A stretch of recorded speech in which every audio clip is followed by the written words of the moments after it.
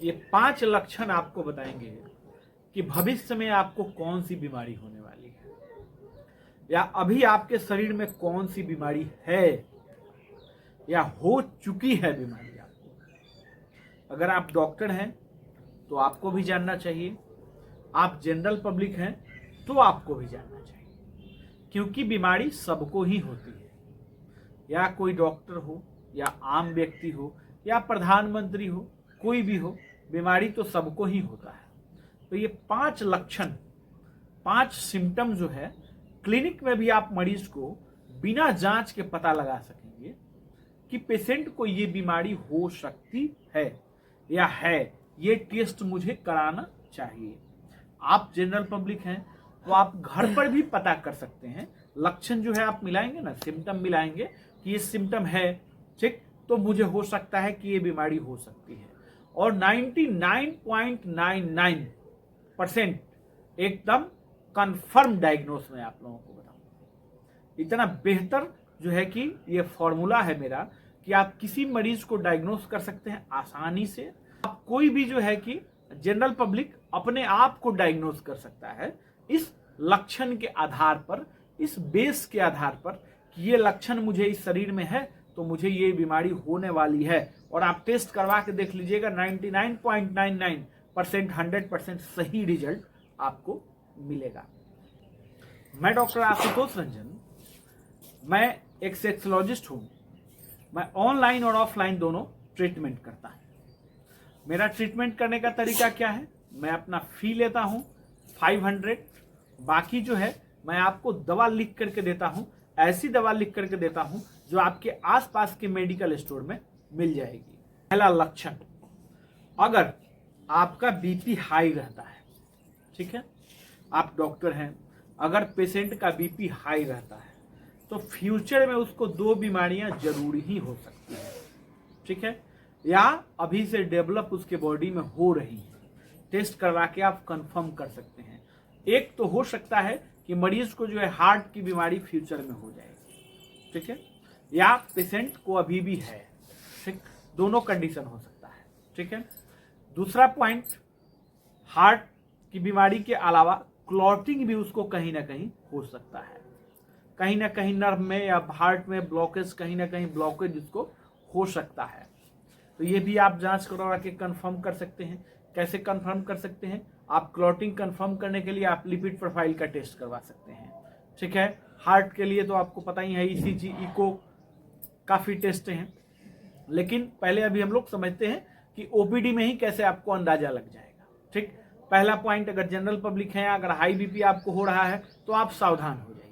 High BP है आपको तो आप सावधान हो जाइए कि आपको ये बीमारियां हो सकती हैं, इसलिए डाइट को कंट्रोल करिए और एक्सरसाइज करिए, ठीक है। दूसरा लक्षण क्या है, अगर आपका पल्स रेट हाई रहता है, पल्स रेट आपका हाई रहता है तो फिर आपको समझने की जरूरत है कि हार्ट की समस्या तो सीधी बात है, ठीक है, आपको हार्ट की समस्या हो सकती है और आप जो है डिप्रेशन के शिकार हो सकते हैं। ऐसे मरीज जो है डिप्रेशन के शिकार होते हैं, ज्यादा जो है टेंशन और डिप्रेशन में रहते हैं। तो ये 2 कंडीशन हो सकता है जिस पेशेंट का पल्स रेट हाई रहता है। जो आपका अगर पल्स रेट हाई रहता है तो फिर आपको ये समस्या हो सकती है, या आप पहले से डिप्रेशन में हैं तो आप अपना पल्स रेट चेक करके देख सकते हैं। जिस मरीज का आपने पल्स रेट हाई देख लिया, ये 2 कंडीशन उसके साथ हो सकता है। चलिए, ये 2 सिम्टम पे हम लोगों ने बात कर लिया। तीसरा सिम्टम, जिसका पल्स रेट लो रहता है ना, जिसका पल्स रेट लो रहता है उसको क्या हो सकता है, थकान, ठीक है, थकान, सुस्ती, कमजोरी, ये सब जो है समस्या जो है जिसका पल्स रेट लो होता है उसको हो सकता है। और डिप्रेशन भी हो सकता है, ठीक है, डिप्रेशन में भी ये समस्या देखने को मिलती है। अगर मरीज नजर नहीं मिला पा रहा है, आपके केबिन में बैठा हुआ है और आपसे नजर मिला करके बात नहीं कर रहा है, तो हो सकता है उसका कॉन्फिडेंस लेवल लो हो, ठीक। पेशेंट जो है फियर फोबिया का पेशेंट हो, मतलब ये भी एक डिप्रेशन ही है, एक मानसिक बीमारी है, ये भी आपको नोट करने की जरूरत है। उसके बाद अगर पेशेंट के पैर में सूजन है ना, पेशेंट के पैर में सूजन है या बार बार सूजन हो जाता है, तो पेशेंट किडनी का मरीज हो सकता है, थायराइड का मरीज हो सकता है, पेशेंट का HB कम हो सकता है, हीमोग्लोबिन, ये 3 चीज को आपको जरूर डायग्नोस करना चाहिए। इस मरीज के पैर में सूजन है, वो लीवर का भी मरीज हो सकता है। तो 4 चीज है आपको जो है ध्यान में रखने की जरूरत है। अगर आपको पैर में सूजन है तो ये 4 जांच आपको जरूर ही करवाना चाहिए। लीवर का, किडनी का, किडनी फंक्शन टेस्ट, HB मतलब कि हीमोग्लोबिन, और थायराइड फंक्शन टेस्ट। ये 4 टेस्ट आप कराएंगे, कुछ ना कुछ इसमें से जरूर निकलेगा, एकदम कंफर्म है, इसमें कहीं कोई संदेह नहीं है। मेरा बताया हुआ डायग्नोस गलत नहीं होता है, मैं अपने रिसर्च के अनुसार, अपने एक्सपीरियंस के अनुसार ये मैं बता रहा हूँ। ये कई बुक में नहीं आपको मिलेगा, ये मेरे एक्सपीरियंस में आपको मिलेगा। और इसके बाद अगर पेशेंट के चेहरे पर सूजन है ना, चेहरे पर पेशेंट के सूजन है, तो पेशेंट HB कम होने का समस्या उसको हो सकती है कि पेशेंट को खून कम हो। BP लो का पेशेंट है तो आप समझ सकते हैं कि पेशेंट का HB कम होगा, ठीक है। ब्लड कम हो सकता है, पेशेंट को थकान होगी, सुस्ती होगी, है ना। तो BP लो होने की वजह से ये भी समस्या हो जाता है।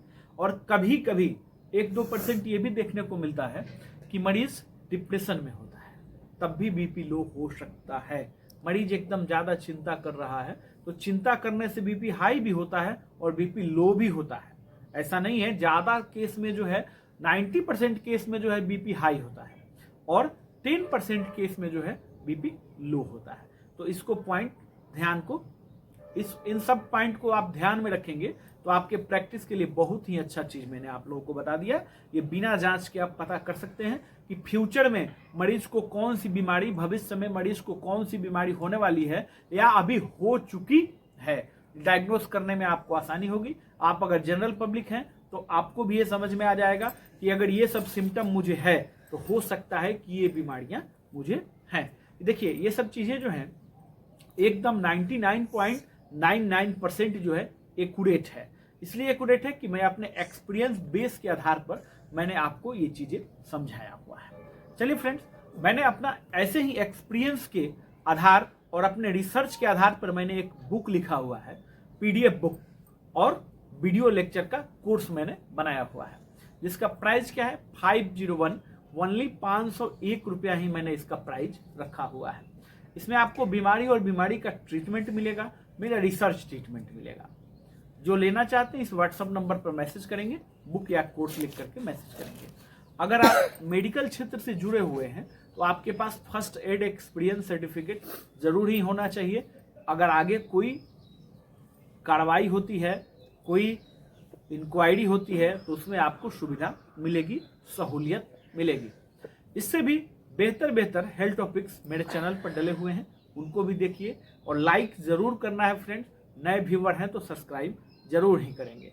अगर बुक लेना चाहते हैं तो बुक लिख के मैसेज करेंगे, ट्रीटमेंट लेना चाहते हैं ट्रीटमेंट लिख के मैसेज करेंगे, फर्स्ट एड एक्सपीरियंस सर्टिफिकेट लेना चाहते हैं तो फर्स्ट एड एक्सपीरियंस सर्टिफिकेट लिख के मैसेज करेंगे। ये व्हाट्सअप नंबर आपको दिख रहा होगा। अगर मुझे आपने व्हाट्सएप पर मैसेज किया हुआ है तो 48 आवर्स तक, 2 दिन तक रिप्लाई में लग सकता है, क्योंकि काफी मरीजों का मैसेज आता है तो थोड़ा सा लेट हो सकता है। इसमें घबराने वाली कोई बात नहीं है। धन्यवाद।